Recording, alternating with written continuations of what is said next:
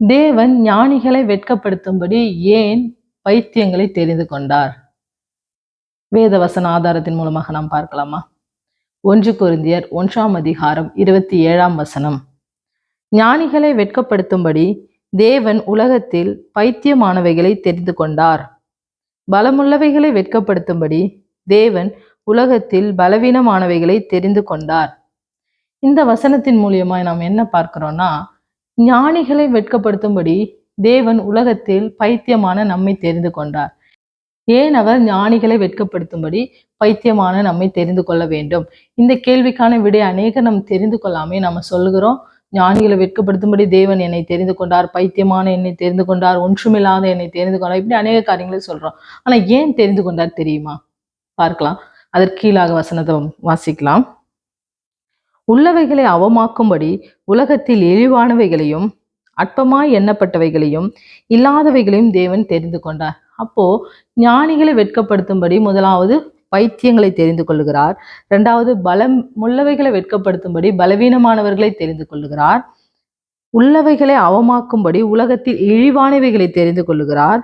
அற்பமாய் எண்ணப்பட்டவைகளை தெரிந்து கொள்ளுகிறார். இல்லாதவைகளை தெரிந்து கொள்ளுகிறார். ஒன்றுமே இல்லாத இந்த 5 காரியங்களுக்கு உட்பட்ட நம்மை ஏன் கர்த்தர் தெரிந்து கொள்ள வேண்டும்? இதை நாம் நிச்சயமா தெரிந்து கொள்ள வேண்டும். ஏன்னா நம்ம இதை குறித்து நம்ம மேன்மை பாராட்டுகிறோம். நான் படிக்கல, என்கிட்ட எந்த திறமையுமே இல்லை, எதுவுமே இல்லை, நான் ஒன்றுக்கு உதவலை, ஆனாலும் நான் ஜெபித்தா என் தேவன் கேட்கிறார். நான் போய் கை வச்சா பிசாசு ஓடுங்க, நான் ஜெபித்தா அது நடக்குங்க, நான் தீர்க்க தரிசனம் சொன்னா அது நிச்சயமா நிறைவேறும், நான் பேய ஓட்டிடுவேன், நான் பிசாசு ஓட்டிடுவேன். இப்படி அநேக காரியங்களை குறித்து நம்ம மேன்மை பாராட்டி கொண்டு இருக்கிறோம். ஆனா கர்த்தர் எதற்காக நம்மை தெரிந்து கொண்டார் தெரியுமா? எதற்காக ஞானிகளை அவர் வெட்கப்படுத்தினார் தெரியுமா? அதற்கு கீழதாகவே அதற்கான விடை கொடுக்கப்பட்டுள்ளது. 29வது வசனம். மாம்சமான எவனும் தேவனுக்கு முன்பாக பெருமை பாராட்டாதபடிக்கு அப்படி செய்தார். ஆமென். பிசாசு மேன்மை நிமித்தம் பெருமை பாராட்டி தான் கீழே விழுந்து போனான். அதுபோல ஞானிகளை கர்த்தர் ஒருவேளை தெரிந்து கொள்ளுவாரானா, என்னுடைய ஞானத்தினால இது உண்டானது, என்னுடைய திறமையினால உண்டானது, நான் செய்தது, என்னுடைய உழைப்பினால இது வந்தது அப்படி என்று அவர்களும் அதை குறித்து மேன்மை பாராட்டுவார்கள். ஆனா அற்பமாய் இருப்பவைகளையும் பலவீனம் உள்ளவைகளையும் ஒன்றுக்கு உதவாதவைகளையும் பைத்தியமான இப்படி இருக்கிற நம்மை கர்த்தர் தெரிந்து கொண்டதன் நோக்கம் என்னவென்றால், எனக்கு ஒன்றுமே இல்லை, நான் ஒன்றுமே இல்லை, எனக்கு எதுவுமே தெரியாது, கர்த்தர் என்னை பயன்படுத்துகிறார், அவர் எல்லா காரியங்களையும் செய்கிறார், நான் செபிக்க போவேங்க, அவ்வளவுதாங்க எனக்கு தெரியும், ஆனால் கர்த்தர் அந்த இடத்துல ஒரு அற்புதத்தை செய்வார் என்று எல்லா கனத்தையும் எல்லா மகிமையும் நாம் கர்த்தருக்கு தான் கொடுக்க வேண்டும். அதை விட்டுட்டு நான் ஜெபிச்சா நடக்கும், அந்த பெருமை நிச்சயமா நமக்குள்ள இருக்கக்கூடாது. ஏன்னா நம்ம மேன்மை பாராட்டாதபடிக்கு தான் கர்த்தர் நம்மை தெரிந்து கொண்டார். நம்ம அதையே மறந்துட்டு நம்மை குறித்து நாமே மேன்மை பாராட்டி கொண்டு இருக்கிறோம். அப்போ இந்த வசனத்தை நல்லா நீங்க படிச்சு பாருங்க.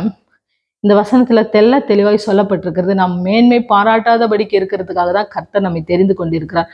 அப்ப நம்மை குறித்து எதையுமே நாம் மேன்மை பாராட்டக்கூடாது. கர்த்தர் என்ன சொல்றாருன்னா, கீழே உள்ள வசனத்தை நம்ம பார்த்தோம்னா, அந்தபடி நீங்கள் அவராலே கிறிஸ்து இயேசுவுக்கு உட்பட்டிருக்கிறீர்கள், எழுதியிருக்கிறபடி மேன்மை பாராட்டுகிறவன் கர்த்தரை குறித்தே மேன்மை பாராட்டத்தக்கதாக அவரே தேவனால் நமக்கு ஞானமும் நீதியும் பரிசுத்த மீட்புமானார். ஆமென். நம்ம ஒரு வேளை மேன்மை பாராட்டணும் அப்படின்னா நம்முடைய கர்த்தராகிய இயேசு கிறிஸ்து குறித்தே நம்ம மேன்மை பாராட்ட வேண்டும். சங்கீதம் 20:7 அதே தான் சொல்லப்பட்டிருக்கிறது. நாம் மேன்மை பாராட்ட வேண்டிய ஒரே ஒருவர், அது யாருன்னா நம்முடைய கர்த்தர். நம்மை குறித்து நாம மேன்மை பாராட்டக்கூடாது. நான் படிக்கல, நான் எதுவுமே பண்ணல, ஆனாலும் நான் இதை செய்வேன், என்னால இது முடியும் அப்படின்னு நம்ம சொல்லக்கூடாது. ஞானிகளா அவர்களுடைய தந்திரத்துல பிடிக்கிறாராம். அப்ப நம்முடைய மேன்மையில ஆண்டவர் பிடிக்க மாட்டாரா? பெருமையில பிடிக்க மாட்டாரா? என்னாலதான் முடியும், நான் மட்டும்தான் முடியும் அப்படி என்று சொல்லி நிறைய பேர் நான் என்னை தாழ்மைப்படுத்துறேன்னு சொல்லி அதை தெரியாமையே தன்னை மேன்மைப்படுத்தி கொண்டிருப்பாங்க. நான் ஒண்ணுமே படிக்கலைங்க, எனக்கு படிப்பறிவே இல்லை, ஆனா நான் என்ன பண்ணேன், இன்னைக்கு போய் நின்னா பேய் ஓடுங்க, நான் இப்படி சத்தியத்தை பேசுறேங்க, இது தவறான காரியம். என்ன சொல்லணும், நான் ஒன்றுமே படிக்கல, ஆனாலும் கர்த்தர் என்னை கொண்டு காரியங்களை செய்கிறார். நான் போய் ஜெபிக்கும் போது கர்த்தர் ஒருவேளை அவர் செய்யாவிட்டா என்னுடைய கரத்துல ஒன்றுமே இல்லை, அவர் தான் எல்லா காரியங்களும் வாய்க்க பண்ணுகிறார், அவர் தான் சுகம் தருகிறார், அவர் தான் என்ன பண்றாரு, சத்தியங்களை போதிக்கிறார், அவர் தான் விடுதலை தருகிறார் அப்படி என்று நம்ம தேவனை குறித்து தான் நம்ம மேன்மை பாராட்ட வேண்டும். நம்ம ஒன்றும் இல்லை, ஆனால் அதே நம்ம ஆப்போசிட்டாக நம்ம செய்து கொண்டிருக்கோம். எங்கள் ஊழியத்தில் இப்படி நடக்குது, நான் இப்படி பண்ணுவேன், நான் அப்படி பண்ணுவேன், நாங்களாம் ஜெபிச்சோன்னா அப்படியே ஆராதனை, எங்களுடைய ஆராதனை வல்லமையாக இருக்கும். வல்லமையாக இருந்து என்ன பிரயோஜனங்க? மேன்மை பாராட்டினா கர்த்தர் அதை கேட்க மாட்டாரே. மேன்மை இல்லாமல் தாழ்மையை தரித்து கொள்ள வேண்டும். சங்கீதம் 20ஆம் அதிகாரம் 7வது வசனம் சொல்லுகிறது, சிலர் ரதங்களை குறித்தும் சிலர் குதிரைகளை குறித்தும் மேன்மை பாராட்டுகிறார்கள், நாங்களோ எங்கள் தேவனாகிய கர்த்தருடைய நாமத்தை குறித்தே மேன்மை பாராட்டுகிறோம். ஆமேன். நமக்கு மேன்மை பாராட்ட ஒன்று உண்டு என்றால் அது கர்த்தரை குறித்தே நாம் மேன்மை பாராட்ட வேண்டும். நம்முடைய பணத்தை குறித்தோ நம்முடைய திறமைகளை குறித்தோ, சில பேர் ஆண்டவர் திறமை இருக்கிறவர்களையும் கர்த்தர் பயன்படுத்துவார். நம்முடைய திறமைகளை குறித்தோ நம்முடைய எந்த காரியங்களை குறித்தோ நாம் மேன்மை பாராட்டக்கூடாது. எல்லாம் தேவனுடைய செயல், எல்லாம் கர்த்தர் செய்தது என்று நாம் அவருடைய பலத்த கரத்துக்குள்ள நாம் அடங்கி இருக்க வேண்டும். அடுத்ததாக ஏசாயா 10ஆம் அதிகாரம் 15வது வசனம் மிக அழகாக சொல்லுகிறது, கோடாரியானது தன்னால் வெட்டுகிறவனுக்கு விரோதமாய் மேன்மை பாராட்டலாமோ? வாளானது தன்னை கையாடுகிறவனுக்கு விரோதமாய் பெருமை பாராட்டலாமோ? பாராட்டினால் தடியானது தன்னை பிடித்தவனை விரட்டினாற் போலவும், கோலானது நான் மரக்கட்டை அல்லவென்று எழுமினாற் போலவும் இருக்குமே. ஆமென். இந்த வசனம் எவ்வளவு அழகாக சொல்லுகிறது பாருங்க. கோடரியை கொண்டு நம்ம ஒரு மரத்தை வெட்டுகிறோம். வெட்டும் பொழுது வெட்டுகிறவர் நாம் தான். அந்த கோடரியை நம்ம பயன்படுத்துகிறோம். ஆனா அந்த கோடரி நான் தான் இதை வெட்டினேன் அப்படின்னு மேன்மை பாராட்டலாமா? அது போல நம்மை தேவன் பயன்படுத்துகிறார். நாம் தேவனை விட்டுட்டு நாம் நம்மை மேன்மைப்படுத்தி கொள்ளலாமா? அடுத்தது பாருங்க, வாளானது தன்னை கையாடுகிறவனுக்கு விரோதமாய் பெருமை பாராட்டலாமா? ஒரு வாளை கொண்டு நாம் போர் செய்கிறோம்.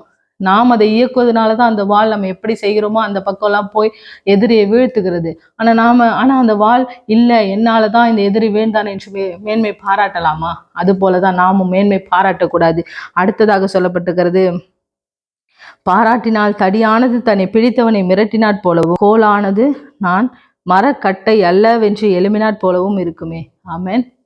அப்போ தடியானது, நம்ம ஒரு தடியை பிடிச்சு அநேக காரியங்களை செய்கிறோம். அந்த தடியானது நான் தான் இதை செய்தேன் என்று நாம செய்கிற காரியத்தை அது செய்தால் போல அது மேன்மை பாராட்டி கொள்ளலாமா? இந்த வசனம் எவ்வளவு அழகாக சொல்லுகிறது. அப்ப நாமும் கூட கர்த்தர் செய்கிற காரியங்களை நான் தான் செய்தேன், என்னாலதான் முடிஞ்சது, என்னுடைய ஜெபத்தினாலதான் நடந்தது. நாம் ஜெபித்தால் கூட அவருடைய சித்தம் இல்லைன்னா ஒன்றும் நடக்காதுங்க. அப்ப என்னுடைய ஜெபத்தினாலதான் நடந்தது, நான் என்னுடைய ஆராதனையினாலதான் நடந்தது, என்னுடைய பிரசங்கத்தினால நடந்தது, என்னுடைய நீதினால் நடந்தது, நான் உத்தமமா இருந்த கர்த்தருக்கு, அதனால்தான் கர்த்தர் எனக்கு இதை வாய்க்க பண்ணார். இப்படி எல்லாம் நம்மை குறித்து நாம் மேன்மை பாராட்டுவது கர்த்தருக்கு பிரியமில்லாத. நம்ம இந்த வசனத்தின்படியாய் எதை குறித்து நம்ம மேன்மை பாராட்டாம கர்த்தராக இயேசுவை குறித்தே நாம் மேன்மை பாராட்டுவோம். ஞானிகளை வெட்கப்படுத்தும்படி அவர் பைத்தியமான நம்மை தெரிந்து கொண்டத நோக்கமே இதுதான். நான் இனிமே ஞானிகளை வெட்கப்படுத்தும்படி பைத்தியங்களை தெரிந்து கொண்டார் என்று சொல்லிவிட்டு நாமே மேன்மை பாராட்டினால் அந்த வசனத்துக்கும் நம்ம கீழ்ப்படியலைன்னு அர்த்தம். அந்த வசனத்துக்கு நம்ம கீழ்ப்படிந்து கர்த்தரை குறித்தே நாம் மேன்மை பாராட்டுவோம். ஆமென்.